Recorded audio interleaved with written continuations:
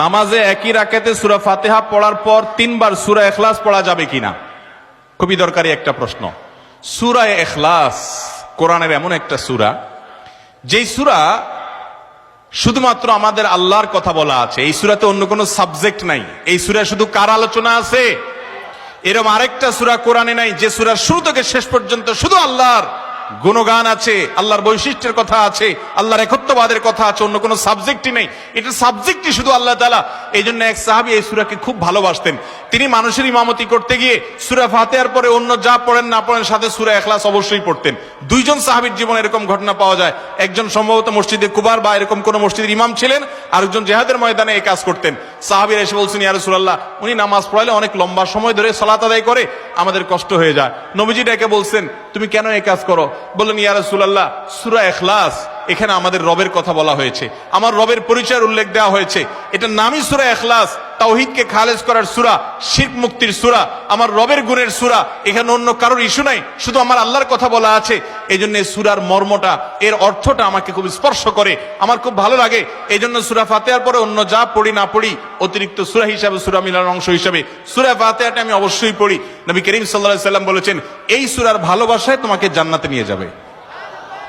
এই জন্য ভাই দেখবেন, সকাল সন্ধ্যায় সূরা ইখলাস, সূরা ফালাক, সূরা নাস 3 বার, সকাল সন্ধ্যার পাশাপাশি 5 ওয়াক্ত সালাতের পরে একবার, রাতের শোয়ার সময় আবার 3 বার, মানে সূরা ইখলাস এতবার পড়ার আল্লাহ তাআলা ওজিফা করে দিয়েছেন।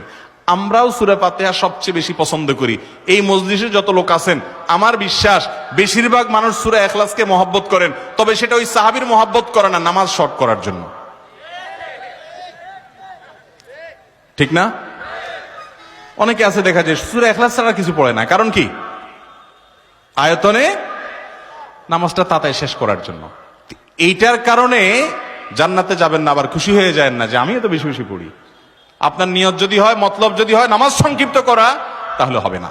এই জন্য ভাইরা আমার, সূরা ইখলাসটা নামাজের মধ্যে কেউ যদি পড়েন বিভিন্ন রাকাতে, সূরার মর্ম উপলব্ধি করে তিনি ইনশাআল্লাহ সওয়াব পাবেন। এই সূরার তাফসীর জানবেন। একদিন ইনশাআল্লাহ কোন একটা প্রোগ্রামে কোন আলেম থেকে সূরা ইখলাসের তাফসীরের উপরে 1 ঘন্টা আধা ঘন্টা ওয়াজ শুনবেন, খুব গুরুত্বপূর্ণ। সূরা ইখলাস এটা যদি কেউ 3 বার 4 বার 5 বার পড়ে, শুধু সূরা ইখলাস না, অন্য সূরাও, সূরা ফাতিহার পরে আপনি সূরা ইখলাস 3 বার পড়লেন, সূরা ইযা জা 2 বার পড়লেন, অন্য সূরা 3 বার পড়লেন, কোনটা রিপিট করলেন, একই আয়াত বারবার পড়লেন, এটাতে কোনো অসুবিধা হবে না। আপনি বারবার পড়তে পারেন, কোনো অসুবিধা হবে না ইনশাআল্লাহ। তবে লক্ষ্য রাখবেন, প্রথম রাকাতের চাইতে দ্বিতীয় রাকাতটা তুলনামূলক একটু ছোট হবে। হ্যাঁ, আয়তনে পরিমাণে একটু ছোট হবে, এটাই সুন্নাহ। নবী করিম সাল্লাল্লাহু আলাইহি ওয়াসাল্লাম প্রথম রাকাত যদি 2 মিনিট ধরে পড়তেন, দ্বিতীয় রাকাত 1.5 মিনিট, অর্থাৎ একটু কমায়া পড়তেন, এটাই তার সুন্নাহ ছিল। বাস, এরপর আপনি এবার সূরা ফাতিহার পরে 1 সূরা বারবার পড়েন, হ্যাঁ, কয়েক সূরা বারবার পড়েন, বা অন্য একটা সূরা পড়ে আরেকটা সূরা বারবার পড়েন। সূরার মহব্বতের কারণে, মর্মের কারণে, একই আয়াত জাহান্নামের কথা আছে, জান্নাতের কথা আছে, আল্লাহর কথা আছে, সেজন্য আপনি বারবার পড়েন, কোনো অসুবিধা নাই ইনশাআল্লাহ।